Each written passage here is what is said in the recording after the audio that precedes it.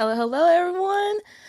Are you an aspiring author or a publisher? In this 21st century, authors have limitless options. And here to help shine a light on what to do is Miss LaMonique Mack. Miss LaMonique Mack is an Amazon bestselling author. She writes in Christian, nonfiction, and young adult. Also, she's based in Road Tide Country, Alabama with her family and her plenty of free time with being a publisher. She helps coaches young authors in writing, marketing, and publishing their books. And also, she's the wonderful host of Dropping Gems podcast with LaMonique. And go check her out there. Hello, Miss LaMonique. How are you doing? Hi, thank you for having me, Destiny. Awesome. So I'm truly excited for this interview to really kind of expand on what self-publishing is and how today's author can really get started. And so I want to know a little bit about your journey. How you got started as a writer? Okay, well, let me tell you, I've always wanted to be a writer ever since I was a child. I wanted to be a writer, and as I became an adult, I'm a little bit older than you are. So when I became an adult, there wasn't like this easy access to self-publishing that we have now. It was very gated. And it was called vanity publishing then. So it really had like a negative connotation about it. I know there's somewhat, we're cleaning up the self-publishing industry now, but, there's somewhat, sometimes people kind of look down their noses at self-publishing. But I mean, when it was vanity press, it was like a really negative connotation. And if you wanted to publish your own books, you would have to pre-buy them. There was no, like with KDP, you publish maybe ebooks, or you publish and the customer orders it, and nothing comes out of your pocket. You're just given a royalty. There was none of that when it came to self-publishing. You had to purchase $1,000 and upwards of books, or more, 1,000 books or more. So it actually would probably be a few $1,000s. And so I was a young mom when I got married young. I was a young mom, and I had this hope of publishing, but I knew that was just not affordable. Create Space hadn't came out. KDP hadn't came out. None of that. And so I just kind of put it on the back burner. And I did not want to apply for traditional publishing. And like, if you guys read my story, Poor Little Mixed Girl, or my series, you kind of know the way my self-esteem was, and the rejection that I had faced in life. There was just no way I had the stamina to, do query letters and, I knew you had to get hundreds of, generally. Now there's outliers, people who make it right off the rip, but normally you're going to have to face hundreds of rejections before you get a yes from a publisher. And I knew, like, emotionally I couldn't do it. So I just put it on the back burner. I went to college for business, and even when I was in college for business, I was thinking, man, it would be so great if I could not only write my own books and publish them. And I end up focusing like so much more on marketing than like the whole aspect of business. I really honed down more so on marketing. And so once I got done with school, and it was like a 2-year degree. Like, I don't have like an associate's or MBA or anything. I mean, I do have an associate, but not a master's or MBA or anything like that. But I did like 2 years, because I believe in learn and then move your feet. You know what I mean? So after 2 years of that, I was ready to implement some of the stuff I did. So I was just doing like marketing as a whole, like so far as online marketing, building websites, and like doing blogs and things like that. And so I had a minister friend who was also an author, and she had published through, back then, Create Space. And she wanted me to help her market her book. And then she brought in another minister, and that's how I started off. I started off marketing other authors. And one of my clients, a minister author, she decided to teach me. I told her I did have, books in my heart and mind, and she decided to teach me how to publish. And that was when Create Space had just switched over to Kindle Direct Publishing. And that's how I got started. Wow, what a journey. That is quite different. Yeah. You can start so that's how you got started publishing. She showed you on the new Create Space? Well, Create Space had just transferred over to KDP, and it was one of my marketing clients. Wow, that's awesome. So Yeah, you really kind of yeah, learned in, I guess, in the reverse of what most people think, that you go out there and just try and do it, and you just learn from that. But really, you helped others first, and then yeah. It was really sowing seed, and I could go even deeper in a spiritual aspect if you don't mind. Um, yeah, so I was, like I said, I was marketing my clients' books. Now she was paying me like at an intern level because she knew I was kind of fresh out of college with this information. And, she was kind of like my practice person that I was practicing everything I had learned on. So I was learning at an intern level. And so sometimes she would pay me in classes, sometimes she would pay me in money. So she had me take this class, which was like, from this lady who taught about publishing now. That was her whole thing. Her whole deal was you can publish in 24 hours. That was her whole little slogan. And so so she was teaching on like different things about like the she was teaching like the psychology of covers, the colors, a lot of different things that go behind with publishing, because it was actually a marketing class. And so since it was a marketing class, that, of course, that's why my client thought I should just take the course for her, because I would be the one applying everything to her marketing. So she set this course up for me.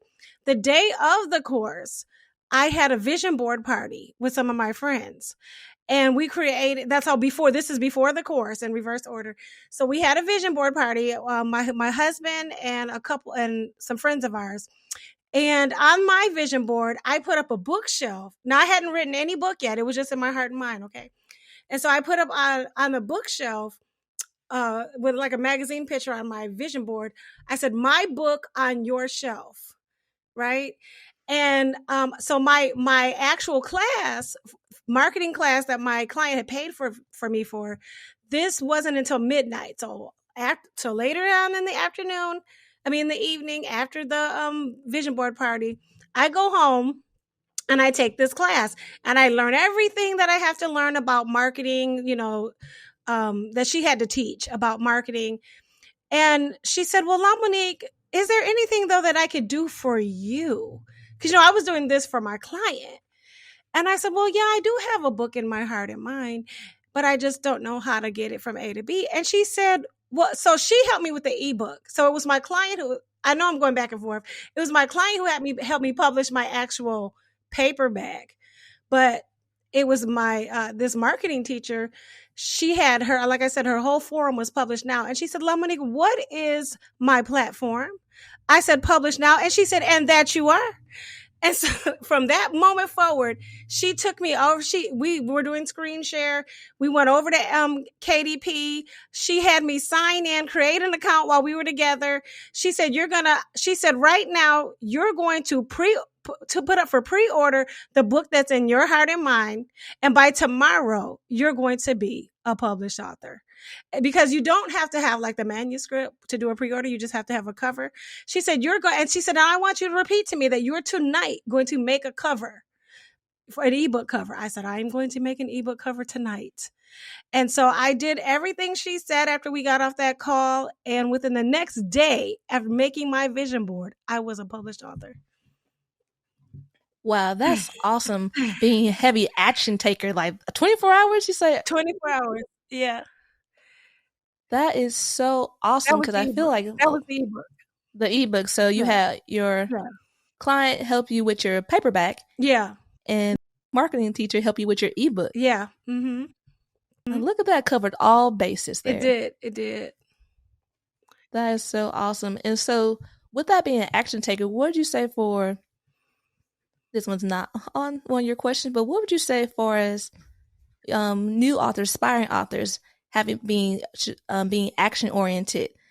Should we be big on going to action first, or being big on learning first, probably? Well, I think you should learn, but but sometimes people can be learning forever. Okay.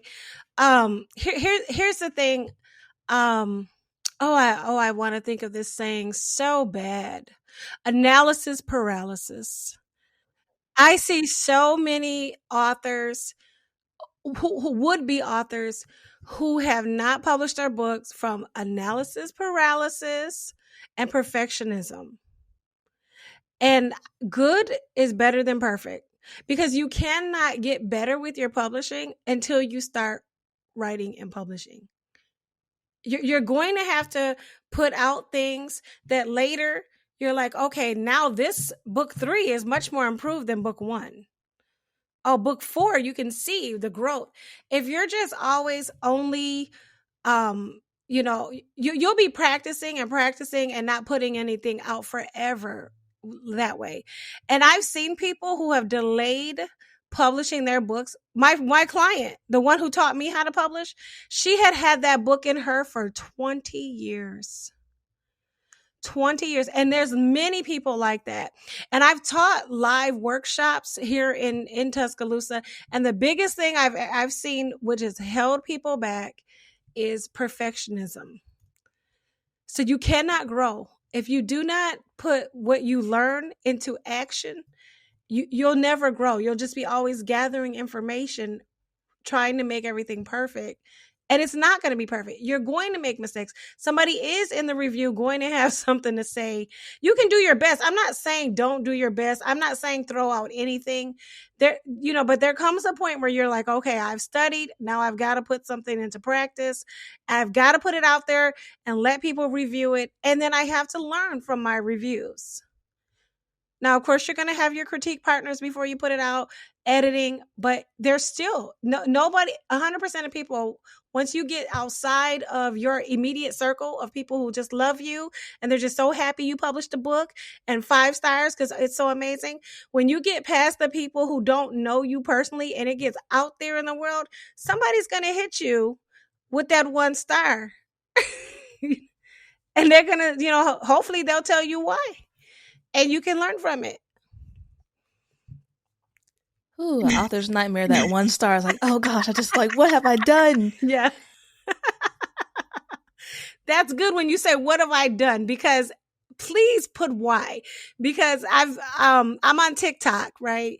And some of the jokes that some of the authors make on TikTok, they'll use like Cardi B's voice.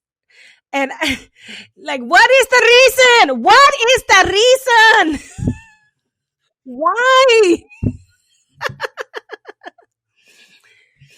That is so awesome with that. And I guess another question would be, what would you guys recommend for a new aspiring author? Like a kind of a timeline. Like say, okay, I have this book and I always say I'm just about ready to go for it. I'm just there. I'm still working on the same things. And a bit of a procrastination and a bit of the perfectionism you were talking about. Yeah. What would some of you kind of tell them? Like, you can get them going. I mean, there's a couple different things you can do to get yourself going. I'm going to tell you, the way I started off, I had to give myself pre-orders. Now, that can really put the pressure on. I've taken a break from pre-orders, but when I first started writing, I wrote like 3 books within a span of like a year. So like every 3 to 4 months, another book. And that's because I put a pre-order. Because if I wouldn't have, because I had to have something to make me accountable, right? I could be telling my friends, my family, people, my critique partners, people in my writing groups, I could be saying I'm going to write a book for ages, like the people I tell you who it took them 20 years. But we don't punch a clock. As authors, we don't punch a clock for writing. There's nobody standing there with the whip to say, okay, did you do, nobody's making you do it. So I needed some source outside of me that I was accountable to, which is why I put beginning a 4-month pre-order, 3 to 4 month pre-order. I would say at least 4 months. And then it's on the line because you don't want to disappoint Amazon. You don't want to disappoint the people who have pre-ordered that book. And that's what made me like get into gear. Awesome. Yeah, that's one way. So really, besides your answer, kind of what made you want to become an indie author, since you didn't really didn't feel like going traditional publishing. Yeah. So what are the pros and cons of being an indie author or independent author? Well, the pros or cons are that you can do things more how you want to do them. You can have more of your own royalties. You know what? A lot of people aspire to become signed. right? A lot of people aspire to become a sign through traditional publishing. And what you need to understand is you get about 10 to 15% royalties when you are traditionally published. So, yes, you don't put any money up front. You know, they're covering everything for you, your cover, your editing, but you're making a smaller amount of royalty. Now, where you're going to do well at is if, you know, the book sells in mass. A lot of books, even through traditional publishing, don't sell in mass. And so, you know, they may get like a $6,000 payout the first time, and then the publisher may drop them. I personally have not been traditionally published, so I wouldn't be able to tell you all the ins and outs of being traditionally published, but I know that much. If you watch, there's a YouTube channel called 20 Books to Vegas, and they also have an accompanying Facebook group. Now, some of those authors in there are six-figure authors. Some of those authors in there have been traditionally published and chose self-publishing. And some of those authors are hybrid. They do both. And so that would be a good resource for you. But, you know, obviously you can put out, you have more control. And one of the things that I've heard some of the authors in 20 books, it's 20 books to 50K. So those from 20 books to 50K say is the control. Like they couldn't control their cover art. You know, a lot of times the traditional publishing wants to change what you've written into what they deem as marketable. And there can be so much rewrite that it feels like it's not your story. I actually have a friend who I interviewed on my podcast, Lanessa Lane, and she's a romance mystery author. She's got her books in indie bookstores as well as in airports around the U.S. And she finally did get that call that she always wanted for traditionally published. And she said they wanted to change her story so much. And the traditional publisher told her, if this story, because she has like a whole series, Don't Close Your Eyes is the name of her series. And if this is something that you care about, like it's from your heart is in it, don't submit this book to me because I'm going to rip it up and make you write it again, basically. Not because it was wrong, but just it has to fit a mold, you know. So, you know, she hasn't sworn off traditional publishing, but it would have to be something that she was specifically doing it for marketing, you know, not from necessarily she's married to it, you know.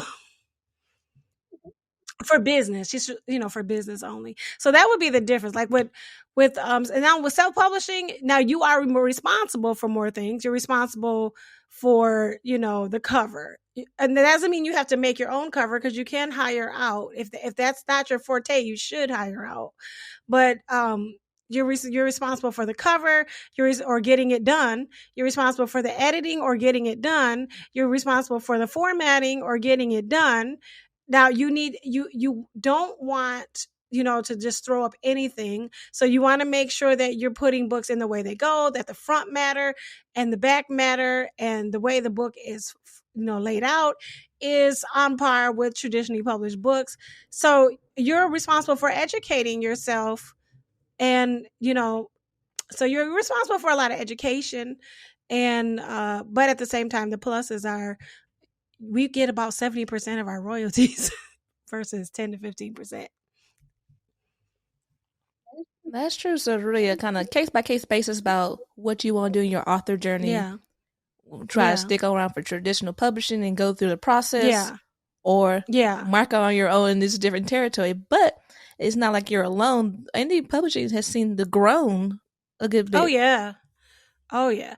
And that's when I speak of that, that's traditional publishers. There's also small press publishers. I'm a small publisher.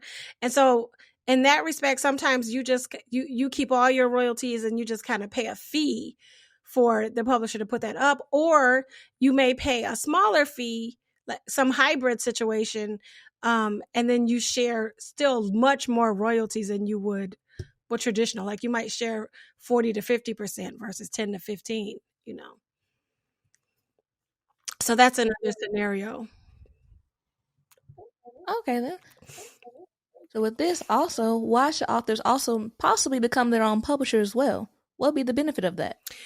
Well, with self-publishing, um when you buy your ISBN number, you depending let me start from the depending on what state you're in, you can just kind of declare businesses as doing business as. You don't have to go and like do anything really formal. I'm originally from Michigan, and Michigan, for doing business as, we just had to make sure nobody else had our title for our business within the state. Then we go down, and it was like a $25 filing fee. Here in Alabama, you don't even have to file for it. You just kind of declare it. So it's a good idea to establish a name. Now, you don't have to publish other people, but it's a good idea to establish a publishing name for what you're doing, for the self-publishing that you're doing, so that when you register your ISBN numbers, you can register them in that name. And so if you want to, look on par with the traditional publishers, when someone scrolls down on Amazon to the bottom where it gives all the description, instead of just saying independently published or KDP published, it's going to have your publishing company name on there. So awesome. Also, what all entails being a publisher exactly? Now so if someone's yeah, do now, that. now that would be if you were just doing that for your own books, right? Now I'm a publisher in the fact that I do publish other people's books. And that really just came about, and I can tell the story about that if you have a moment. Yeah, yes, please. Okay, so when I was telling you guys about when I finally published my paperback, I kind of went on social media, talked about it. It was called Cupcakes and Poetry, 7 Life Lessons, and I don't think I have it up right now, so it's not really something you can buy right now because it was like my first book, and sometimes I feel like, should I tweak this? Do I want this out? But anyhow, my first book, I was like basically promoting it and talking about it on social media. I used to have like a media show. I've been heavily into media, in a when I say heavily into media, not like on the actual television news, but since social media has made it open to where we can just kind of be our own media people now. So I had this little show on Facebook, and I was talking about my book, and I don't know what prompted me to mention, but I just kind of said, if anybody needs help with their book, I can help you. And that was like the main thing that people wanted. Like, yes, I need help with my book. And so I had my first client, Stavetta Temple. We published her book, A Broken Heart Made Whole. And I didn't charge her very much because I felt like she was my first client and for publishing. And so I decided I would not give myself a raise until I knew more and more. So she knew that she was my first client, and we published her book. I'm sorry, I'm kind of lost my train of thought. What was the last question you asked me?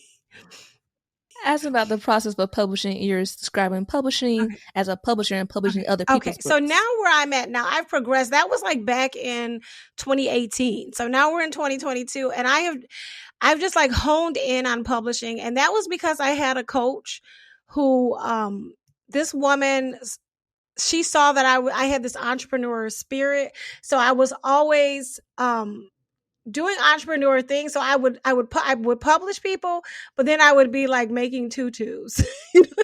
I would be like making tutus, like, because of the creative mind that I have. I would be making tutus. I would be, doing this, doing that. And she said, LaMonique, the publishing is the thing for you. You need to focus on the publishing. And once she told me that, I just really took off. She just spoke that word to me. And I just really took off with focusing on writing and publishing. And I just educated myself, to be able to make better covers, to be able to format books better, to understand what it takes to sell books, to understand the ins and outs of what a professional book is. And so that's what I do for my clients now, is when they come to me and need their book published, I not only publish it, but I also edit it with developmental editing. So we go through a whole not just the line by line grammar, grammatical fixes, but I go through their book with we insert an outline, because a lot of times people have written a book with no outline in mind. We're missing any kind of plot points. I just go through and add that outline in, add developmental editing in with them. We do Zoom meetings, and we insert what needs to be inserted. Sometimes I ghostwrite for them if that's the package that they choose. Like, I let them write just like the skeleton of the book, and then like through me having still Zoom meetings and questioning them, then I'll kind of scale, like I said, ghostwrite the book. It just depends on what they need. After doing that, I'm obviously going to then edit the book for grammatical errors. I use ProWriting Aid, which ProWriting Aid is a software for writers. I really would encourage people to check out ProWriting Aid. They actually have a free version. You can use like so many thousand words at a time on ProWriting Aid, but it is worth purchasing as well. But ProWriting Aid is going to go through, now you're going to be limited with the free version. So I don't know how much you can do for free, because I do have the paid version, but they're going to go through and not only look at grammatical errors, but they're going to look at like too much purple prose, like, is this becoming unclear? They're going to look at pacing, like how often also are you using this same word too close together within the paragraph?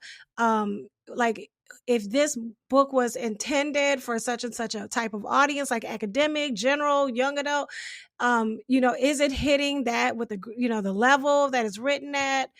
Yeah. So definitely, I would not write a book without ProWriting Aid. So then there's ProWriting Aid. Then you're going to need a format. I use Vellum. Now Vellum it goes with the Mac, but there is a way to work around that, where you have to pay for like some iCloud space if you have like a PC. But yeah, Vellum is going to make your books look more like the traditionally published books. And there are some, like Joanna Penn. I don't know if you've heard of Joanna Penn, but she uses Vellum.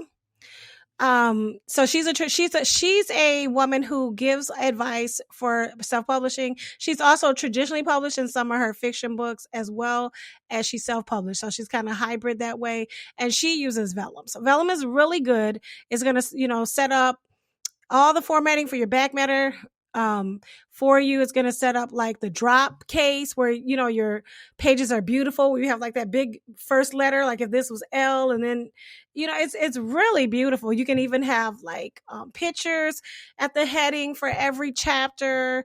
Excellent. It's going to format your ebooks for all platforms. It's also going to format your paperbacks in many sizes. Now, if you have a crazy size like 8x10 or a kid's book, it's not good for that. But if you've got like a novel type book, poetry book, it's perfect for that. So I go ahead and I format the books for them. After I format their books, I do upload them. I buy their ISBN number through my publishing company.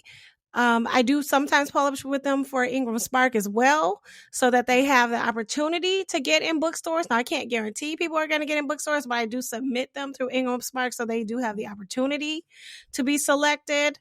So I do a lot for my clients. I really do. So because I do so much for my clients, I can only work with so many people. So that's why I don't mind sharing how to do it. There's some people who want to learn how to do it. And then some people are just like, I work full time. I don't got the time to do it for me, LaMonique, So I'm flexible either way. So that's awesome right there. Yeah. But being a publisher it's a lot of work, but however, everyone can learn how to do it and develop the skills to do it, to be the best quality book that we can put out there. Yeah, for sure. So with that, the question is really, should authors really start being a publisher, or really kind of just depends? It really depends, because I have surveyed my clients. One of my best clients, I did a poetry book for her, and she brought me in so many clients. And, I told her if she wanted me to teach her how to do it, and I've had a couple of my clients tell me, I don't want to deal with that. You know what I mean? So some people, that's not what they just don't want to do that, because that's just not their priority. They would rather write and then have it published for them. And, they might learn a little bit of marketing because everybody has to market, whether they're traditionally published, independently published. Now everybody has to do their own marketing. But becoming a publisher is not, I would say it would behoove everyone for their own books, but it's not for everyone to publish other people's books, because you have to think about, am I going to have time to write my own books? Like right now, I had to tell some of my clients, I'm going to have to you guys are going to have to wait until the end of the summer if you want me to publish your books, because I have to write a book myself this summer, So, I don't know. Not everybody wants to publish other people's books. Some people do, but I think it's definitely a good idea to become your own publisher for your own books. Awesome. That's duly noted. Yeah. So either or. So anyone who believes you could have the time, it'll be great just to know the business of how it works. That's, and and even if you don't want to get into everything that I do, because like I said, everything I named to you guys, that's not even the end of it. That's like, I set up their arcs, I set up their groups for people, their review group. Like, there's a lot. But what you could do is you could pick one thing out of the publishing process. Like, if you wanted to make extra money aside from writing your books, you could pick one thing out of the publish and then still have time to write one thing out of the publishing process and get really good at that one thing. And then have people come to you for that. Like, some people need help with the formatting, right? And just have people come to you with strictly the formatting. So maybe you're good at art and covers. Just have people come to you for the covers. Maybe you're like really meticulous, and you can edit. And so just have people outside come to you for the editing. Maybe you're a big picture person. Like me, I like developmental editing, right? So you could just focus on developmental editing, or you could focus on line by line editing. You could focus on proof editing. You could niche down. And that's what I would say, in order to like kind of maintain your ability to write your own books. If you're also, because this is like 3 jobs now. Like, if you're working outside of your house and you're writing your own books and you're doing publishing support for other writers, now you're into like 3 jobs. So I would probably focus on one aspect of the publishing process and get really good at that and help others and make money that way on the side. Brilliant idea. So that's like, while you're learning all these different skills, you might as well come ahead and monetize on 1 or 2 that you're really good at. Yeah, there you go. Now this is the thing. Now with self-publishing, you're writing your own books, you're putting it out there in the world. Now with any new aspiring author, what would you say would be a good timeline? Because sometimes people think their first book is going to be a smash hit, it's going to kick care of all their bills, and they've got it. Okay. But it doesn't really look like that, does it? No. So when you say what's a good timeline for success with your books, or okay, and so I guess give some idea of like kind of a timeline, because sometimes we think as soon as we publish it, give it like a 3 months, now we're a failure because it didn't get so many copies. Yeah. Where that might not be the case. Let me give you a good timeline. It goes right back to when I was telling you about that group, 20 books to 50K. And so that has been studied by multiple authors, some of them 6-figure authors. And it is reasonable to expect, after you have written 20 books, written to market, and we can talk about writing to market if you want to, but writing to market 20 books, not just writing any book, but like my first book, that was like my first book. Okay, we're not going to count that. But writing to market 20 books, then you should be getting better with each book and growing with each book. Then you can reasonably expect to be successful. So the way you would do your timeline is, how long does it take me to put out a book? So that's why you don't want to be taking a whole year to write one book. If you could write a book every 4 months, that would be excellent.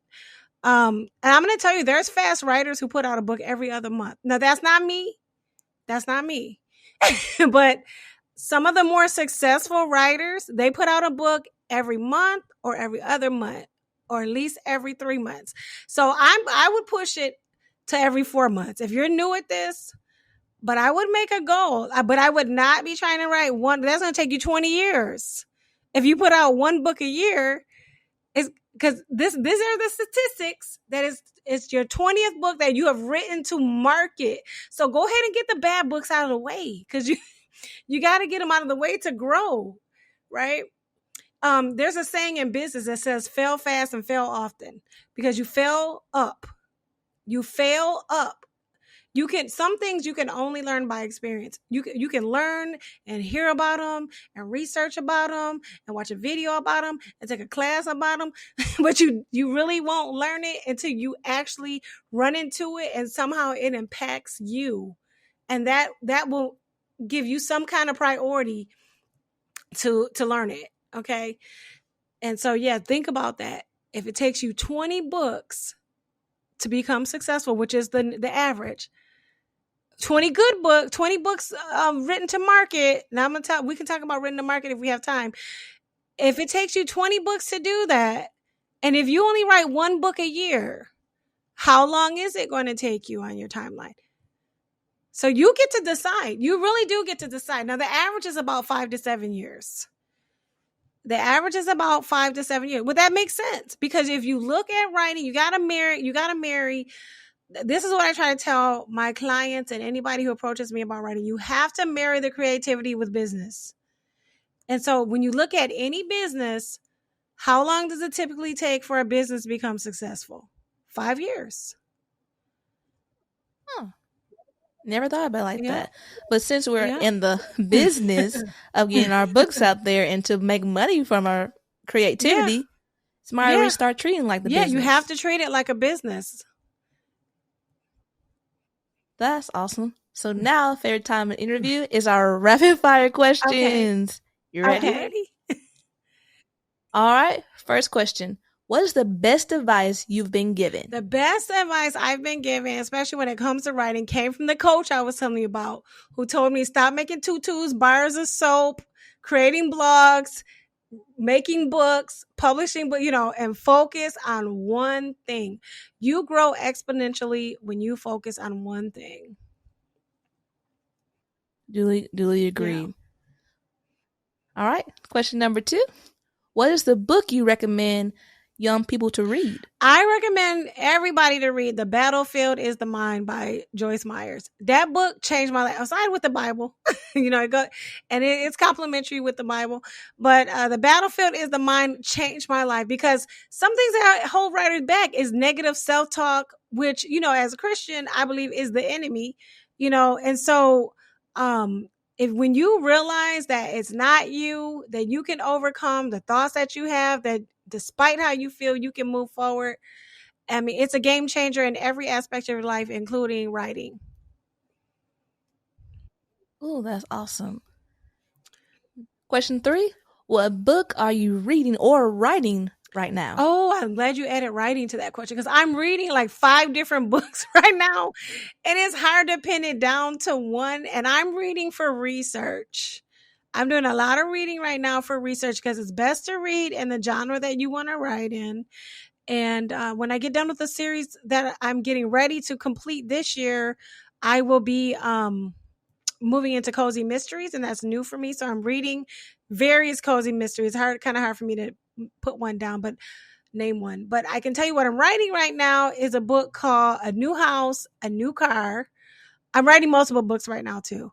And that is a book that God gave me the title for. I have certain books that don't really go under my name. They go under my ministry, which is called Ubiquitous Ministries. And there's one book out in that ministry. It's called Overcoming Anxiety in the Hood. And that is on Amazon.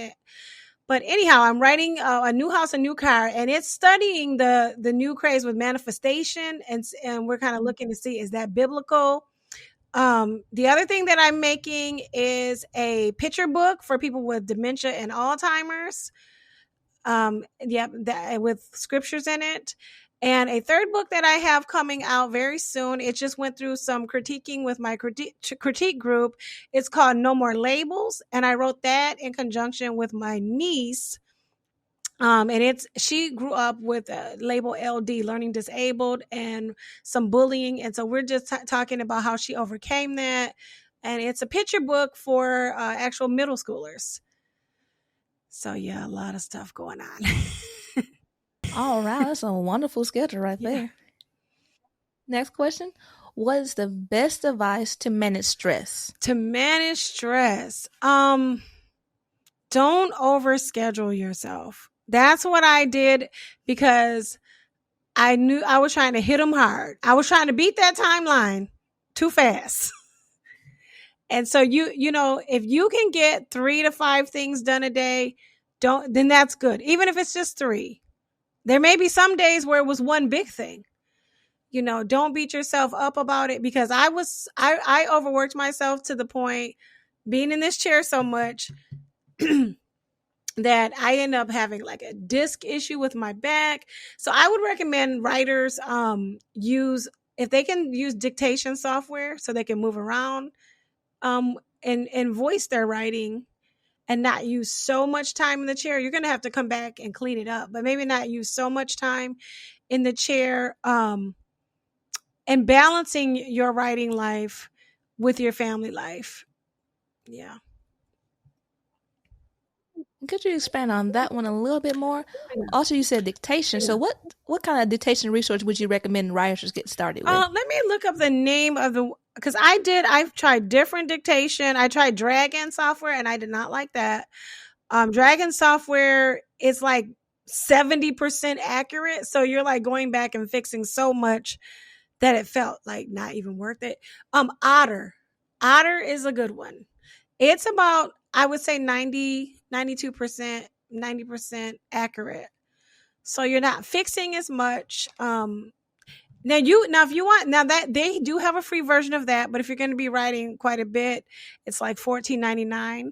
Now you can try, if you want, your just go on like Google Docs and just, use your microphone. There's settings in your computer where you can make it dictate also. But then you're back in the chair then. You know what I mean? You're still back in the chair. So what you could do is you can download, actually Word can be downloadable to your phone and connected to your Word account. You also can put Google Drive and Google Docs on your phone. And so you can and then you can connect your headphones or your AirPods to your iPhone. And you can then use Google Docs, and that's free. Now, I don't know the accuracy, so I can't tell you about the accuracy of that, but you can then dictate. And a lot of nonfiction people do that. Yeah. So good to know. Yeah.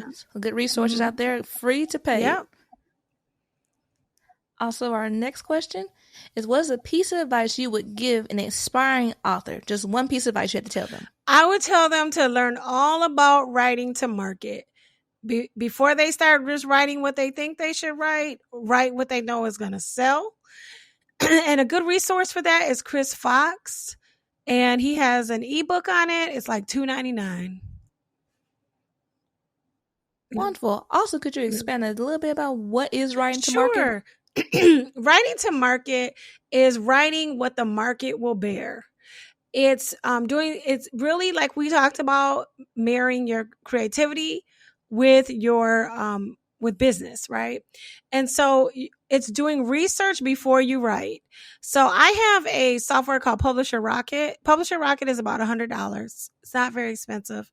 And you can look up keywords and see, like, what would be, what are people interested in? Like say like we're talking about manifestation, and then it's going to pop up and let you know, is this something that's really searched for on Amazon? Because even if you're going to sell your book outside of Amazon is like where you want to do your research, because things are going to follow suit with them anyway. And they have like the best ability for you to research on their platform for the business of writing. So you're going to want to see like what exactly keywords are people searching for when they're looking up manifestation, affirmations, things like that, then you're going to want to see, is there, and Publisher Rocket will tell you, is there a big demand for that, but yet is it oversaturated? Now, a way to do that for free, because I still double check it on Amazon, a way to do that for free is put your keyword in Amazon.com, and then you want to see how many books come back. Like, are there 50,000 of those books already? Are there 10,000? Is there only 1,000? So then you know, is it oversaturated? Then you're going to want to maybe go and find one of the books that pops up when you put in those keywords. And then you want to scroll down to the bottom to the description area, and you're going to want to see what subgenre it's placed in. So then you'll want to go to the subgenre that it's placed, if it's doing well. Like if it's, and a book is doing well, if it's selling anywhere from like 150,000 down. So with Amazon, the lower the number, the better. So yeah, I think there's anywhere from 6 to 8 million books on Amazon. So the further away that number is from really a million, the further away that book is from a million, the better it's doing. So obviously, if it was in the Amazon top 100, it's doing great. If even if the number is 1,000, it's still doing great. It can be 50,000, because you got to remember there's millions. So it's like a graduating class. I'm 50,000 out of 8 million. It's selling hundreds of dollars a day still. Okay. So you're going to want to go down and see if that book that you use that keyword to find that book, and if it's 150,000, then you're going to want to look at it. If it ain't doing well, find another book. So when you find that book, then you want to see what subgenre it's in. Go to that subgenre, see the top 100 for that subgenre. Then you're going to want to study the top 100 for that subgenre. What are these books about? What are the subtitles about? You're going to want to look at the number one book that's in the best-selling rank for that subgenre. You're going to want to see, you're going to want to see what the BSR, Amazon best-selling rank is. When you scroll down to the bottom, look at the detail page. What is the bestseller rank? It should be 8,000, or it should be anywhere. It should be low. It should be really low. It shouldn't be at 150 already for the number one book. If it is, that market's oversaturated. You don't want to book in that area. So then you want to go to the number 50. See, where is that at? Okay, is it at 20,000? Is it at 80? Even 100 at 50 is good. Second page, because Amazon's second page is 50 to 100, top 100s. And I have a video on all of this, y'all. I also have a group called Godly Entrepreneurs and Marketer. It's called Gems. It's like a club I have on Facebook, and it's a Gems Club, which stands for Godly Entrepreneurs and Marketers, and it's for writers. And I have a video like showing you how to do all of this. But so basically, you need to do this research and see how overly saturated is the market. And then after you see like what the BSR ratings, then you want to go and see how many of those books. Amazon on the left-hand side, if you go into the subgenre, it will tell you how, do you want to see how many books were produced in the last 30 days or 90 days? You choose how many books were written in the last 30 days. If there's been 1,000 of them in 30 days, that market's oversaturated. If there's only been 50, 20, okay, you can do it. So that's just step one. That is only step one, ready to market. The other thing is you need to include the tropes that are from your genre. And I would recommend everybody go look at TV tropes. And I don't know if it's .com or .org, but just like put in Google TV tropes, it will show you all the tropes. Now it's using TV, but you can still equate this to genres, because you got romance tropes. Like an example is enemies to lovers, right? Every time you see a movie and it's a romance, and the font and everything when it first comes on tells you this is a romance. And then when she meets the guy and she can't stand him, you already know they're going to end up together. That's enemies to lovers. That's a trope. And so readers have expectations. People are like, oh no, writers are like, I'm so unique. I don't want to do what's been done before. Okay. You don't want to write to market. Because you still can do your unique things in there, but you have to include things that are expected by the reader, the tropes that are expected by the reader. So that is a big thing for writing to market. I mean, a big thing. You want to read books that are in your genre, not to copy them, but so at least you get familiar with what the tropes are. Oh, is it like, for instance, what I'm getting ready to write, Cozy Mysteries. There's usually a pet there. She's usually supported. It's usually a small town. It's usually a female. She usually has a lot of friends. The person who's murdered is somebody that nobody liked anyway. It's generally, you never let kids or pets get hurt. You need to know that there's usually some romance in it. You need to know what is normal for your genre, so that the readers get the expectations. And Amazon, like, if you're gonna, like, most selling is done online, okay? And Amazon needs to know where to place you, what other authors to place you next to, and they're going to use their algorithm. And if you haven't built any of this stuff and your book's just all over, then Amazon's like, I don't know what to do with your book, so I'm just going to leave it alone. So yeah. So I mean, you can put marketing dollars and try to build it up, but I'm just saying, writing to market is really more important than what people think. And that's just like some of the steps. The other thing, you have to compare the covers. You can't just go willy-nilly making whatever cover makes you feel good. You have to go right back to that top 100 in your subgenre and see what is the prevailing current thing going on with covers in your genre. And it needs to be the current thing that's going on. Are most of them, like, for instance, my client here, when we did his poetry book, Meet Me at the Coffee Shop, I went and did a market research. What are the prevailing colors in poetry books? What's the prevailing graphics? Is it like a person on the front? No, because that's a memoir. It's usually something like this. So you have to do all that market research before you put a book out, and still get it written in 4 months, I would suggest. I mean, that is awesome. It really is a great perspective of, like, yes, you're being right. Yes, it's so fun and it's just creative and you're just like, but it's really tooth and nails. It's really a serious business that can have serious rewards, but it's also serious work. Yeah, if you take it seriously. Yeah. So that was awesome. Just kind of getting head straight, because right now, there's so much different information on the internet, and really having concise information about the publishing and author journey. I thank you so much, Ms. LaMonique. Oh, it's fine. Where can they find you on social media and connect with you? Because obviously you have the gems right now. You dropped so many gems on this podcast. I had surgery last month, and so I hadn't been doing a lot of my regular things. Because, like, we were talking about managing our stress, I had to manage, I had to do like some self-care. So I am trying to, I'm trying to find my group so I can shout it out, but it's Book Marketing Gems by LaMonique Mack.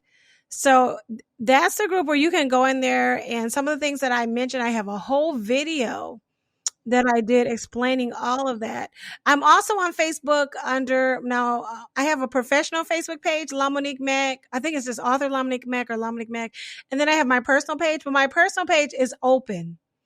So, and that's LaMonique Mack, and I'm on there like more than I am on the professional page. I'm on Instagram under author LaMonique Mack, so you can connect with me there. I'm on TikTok under author LaMonique Mack as well. And I do have a YouTube. Like I said, some things I had to manage, like 80-20 them. Like, you know what I mean? Y'all know about the 80-20 principle. I had to like say, okay, some things I got to slow down with right now. But I do have some videos on YouTube about, and that's under author LaMonique Mack, about outlining books, especially when it comes to using the Save the Cat method, which is like a screenplay writing way of outlining books. And Destiny and I talked about that recently. I've got like some beginning videos of putting up a pre-order on KDP. So if you want to know how to do that, like I said, I can only help one-on-one a certain amount of people. And, I know God wants people to get their books out there. So I will give you the information. If you want hand holding, then then you have to become a client. But if you want to if you're like, oh, I can learn this and go, then I've got videos out there. Awesome, LaMonique. And that's Wonderful. Again, thank you so much for being joining us on the Thank podcast, you for having dropping me. all this Thank type you of for having me. knowledge to help get people going. Because in this 21st century, there's no gatekeepers for us. You can do That's it. right. There's so much Right. out there. And we'll see you on next time. Thank you so Thank you for much. having me.